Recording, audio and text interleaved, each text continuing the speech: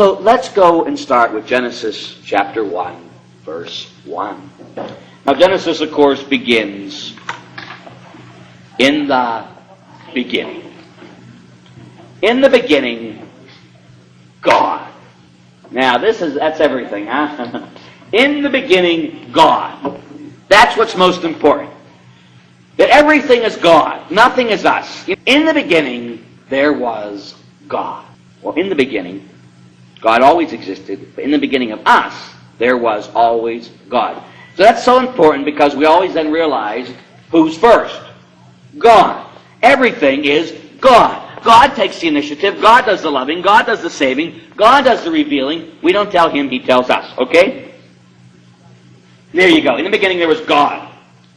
If anyone ever comes to you and says, well, Jesus Christ is the Son of God. Most kids do not know Jesus Christ is God. Most of them think He's the Son of God. It blows my mind, but they haven't a clue. I don't know why, how, I don't know. But they don't know. Many adults don't know Jesus Christ is God. Someone once said to me, where does it ever say that Jesus Christ is God? In John chapter 1, verse 1, well, it's a little bit more than verse 1, but let's start in verse 1.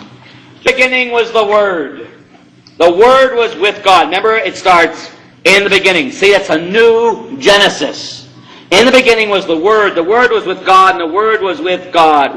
And the Word was God. That Jesus Christ was God. Very clear. He was present to God in the beginning, and through Him all things came into being. Apart from Him, nothing came to be. Whatever came to be in Him found life, and life for the light of men. And the light shines in the darkness, and the darkness did not overcome it. Now we jump all the way down to verse 14. The Word became flesh. Bang! The new creation. The new Genesis. And how did the Word become flesh? By what? The yes of a woman. The no of one woman brought damnation, brought hell, brought suffering, brought pain, brought death. The yes of a new woman brought salvation, brought life, brought love. A new Genesis. A new beginning. The revelation of God. Jesus Christ revealed Himself completely. You look at John chapter 8, verse 58. John, and underline it, circle it, do it real big, huh? John chapter 8, verse 58. This is one of those memorized passages you should always know. John chapter 8, verse 58. Everybody there? John chapter 8, verse 58. Jesus answered them, I solemnly declare it, before Abraham ever came to be, the father of our faith, in the beginning, before Abraham ever came to be, I am. He used the name of God for Himself. That's why they wanted to kill Him. The fullness of revelation now is complete.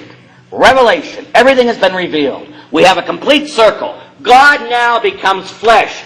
God in the Old Testament takes on flesh in the New Testament in Jesus Christ. Now is the fullness of revelation.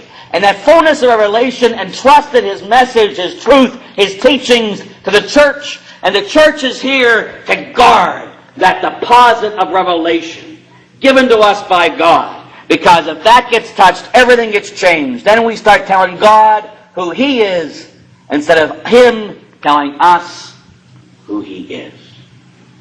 And that is what makes us different than every other religion. That is what makes us a church of revelation. And that is why it's so important that we love, but that we preserve truth. Love and truth. That is what revelation is about. And that is what we're called to preserve and called to continue. And we call that tradition. And that we'll be dealing with in a couple weeks.